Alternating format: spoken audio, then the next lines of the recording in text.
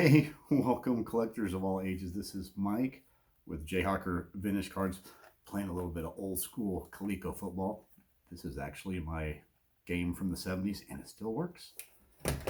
I am doing a video response for Donnie with the Vintage Card Collecting Victories, and Donnie is making us think a little bit about this one. He has 5 questions, and they're pretty interesting because some of them, for me personally anyway, are interconnected. But let's just get right to it. Now I'm going to show some cards, some that I've shown along the way, and then some that I have not. So first question Donnie asks is, if you had to pick, what would you say is your primary collecting focus? For me, I'm still collecting a lot of the golden era, which is to me the 50s through the 70s, and I mainly collect Hall of Famers. At this point, I will look for either really nice raw cards, or I will collect cards that are graded. For the raw cards, again, I collect ones that I think would grade nicely if I send them off for grading. If they're graded, it depends on what type of card it is. I'm on a very limited budget compared to a lot of people out in the hobby. So, I just have to be very patient and pick and choose wisely. I don't do player runs or set completions per se, but I still like to collect the golden age.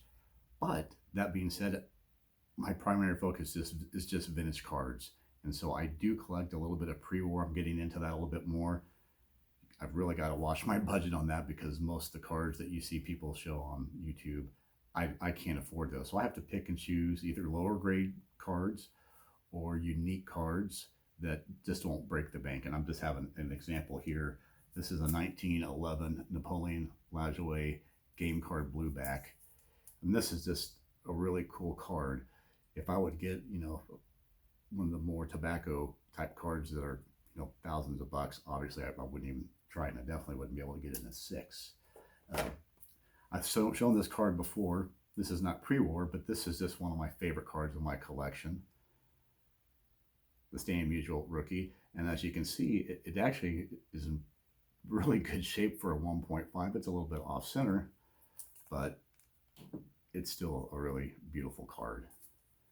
Another one, and I've shown this one a lot because it's just such a surprise to me. This is a 56 Topps white back Roy Campanella. And as of the time that I'm making this video, this is the highest graded SGC Roy Campanella whiteback. The next highest is a 5. So I had a lot of people ask about this card. I just think it's beautiful. I bought this card raw a couple of years ago, held it raw, just sent it off for grading and got a 7 and was shocked. I knew it was nice. I didn't think it was that nice. And then a couple of cards I've not shown, but I just really like from the golden era. So I just randomly picked these out. 55 Topps Harmon Killebrew rookie. This one I got, probably 4 or 5 years ago, bought it graded. I originally had one raw that was a much nicer shape, but I sold it back when I was a dealer in the late 90s. But I like this card because look how young he is.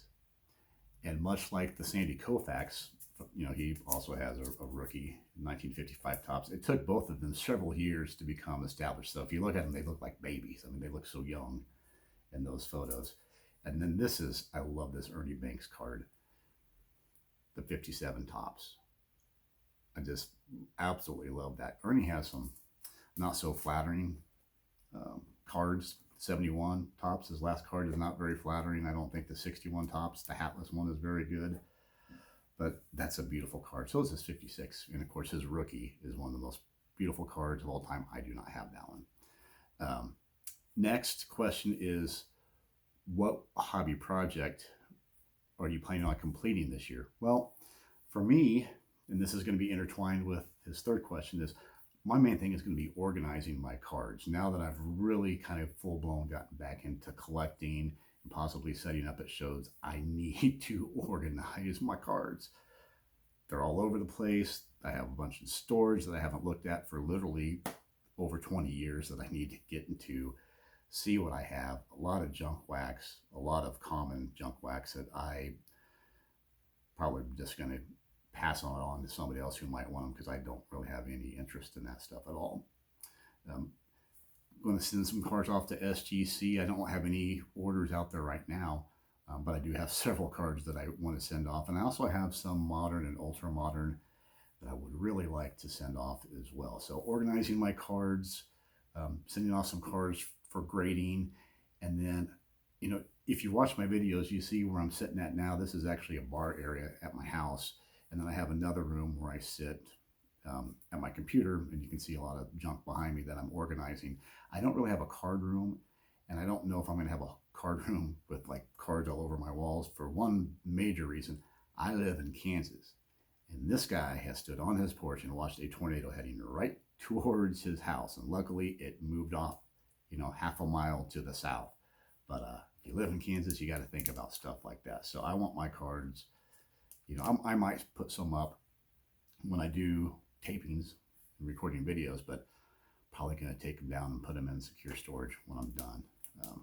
So that's my main goals: organizing my collection. Question number 3 that Donnie asks is, what hobby project do I plan on starting or focusing on this year? Well, my big goal is not really for this year, it's for 2026, and that is to go to Strongsville. I want to get to Strongsville because now that I've actually met some YouTubers off of YouTube at a card show, hung out with them after the card show, I realize I found my people, and that's the thing I really want to focus on and grow. My connection to you out in the YouTube community. I'd love to do some live streaming. Tends to be that the same people are on a lot of the live stream, and the way I look at it is, when I started watching YouTube content about 5 years ago, a lot of the guys, they were talking about the golden era, and they were trying to collect, you know, the Hall of Famers or go on the players runs or the set runs for the golden era cards. Most of these guys have moved on. They've got those cards that they want. They've got all the Willie Mays and the Hank Aaron's, except for the unique stuff like the food sets and the Venezuelan sets and things like that. But a lot of those guys have now moved on, and it seems like their primary focus is the pre-war, which is cool because I love watching that stuff. And for some of those pricier cards, I live through them. I live through their purchases, because those are cards I'm not going to have unless it's in a 1 or 2 or an authentic, which sometimes authentic is they're pretty nice. But to keep my interest and not just save up all of my money for Strongsville, because I want to go there with some money and take care, you know, take advantage of some of the good deals you can have there. I have decided to do a goal, and I'm not going to go quickly through this because I just made a video about it, but I plan on going to, we're planning on collecting a couple of more recent vintage sets, and that's the 1970 Kellogg's 3D sets, and I have a football and baseball. I just have a few random ones here. Here's a Lenny Dawson, another Ernie Banks. There's a Reggie Jackson, and Kansas great Jayhawk great Gale Sayers. Now for those two sets, I'm just planning on, for now, going after the Hall of Famers in those two sets. And then the other set I'm going to focus on and try to complete is the 72 Kellogg's all-time great 3D cards. Now I have a Babe Ruth. I forgot to bring it down here to show you. That one's going to take some time. I'm going to be patient to get it because I want to try to get all of those in an SGC 9 like the Babe Ruth is. Like I said, if you want to see those and some other ones, I just had a video on that. But so that's going to be my collecting focus, although I'll pick up other stuff too. But my main focus is to try to save up and get to Strongsville. Another thing I'd like to do, like I mentioned before, is I would love to take part in some of the live streaming. I don't have a lot of the great cards to share like those guys do, but I could talk cards all day and all night long. And it's an educational thing for me. It's a camaraderie thing for me. So I would love to participate in stuff like that. Now, he also asked, what is one good YouTube channel that he thinks that he doesn't belong to or subscribe to that he would like to? There's a new channel on. I think that he only has 3 videos, but I've been entertained by all 3 of them. And it is Cardboard Coach Neal, and I'll put it in the description. Like I said, I've been educated. He's pretty interesting, very brand new, and I think he deserves a lot more subscribers than he has. So If you haven't checked him out, whether it's Donnie or any of you, please check out Cardboard Coach Neal. And then the last question he asked, question number 5, is, is there any upcoming card show to comment on? And for me, this one's kind of bittersweet in a way. There's a huge show coming up in Kansas City on May 16th, 17th, and 18th. This show is supposed to be about 450 tables. They had to move the venue because the original place, there was going to be no parking because there's a bunch of graduation stuff going on in other arenas and places around there. So they moved it to more of the downtown area of Kansas City. I was going to set up at that show with a couple of buddy of mine who they just collect and just focus on ultra modern, which I don't have any real interest in. But I had to back out for a couple reasons.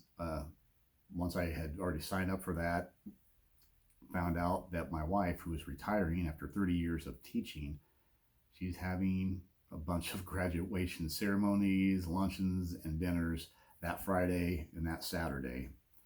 So I didn't want to, I was going to do the show by myself just with those buddies there, but I obviously want to be there. So I backed out. And on top of that, I'm having some surgery on my toe earlier that week. So I probably shouldn't be walking around anyway.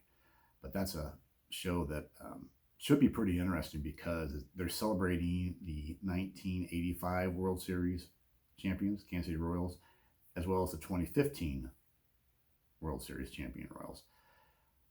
Some of the guys that they had planned, some of the bigger names, have not surprisingly backed out.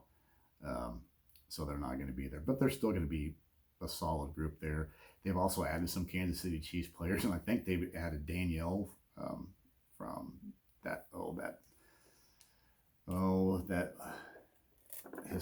the history show thing where they go out and find stuff in people's houses and barns and stuff.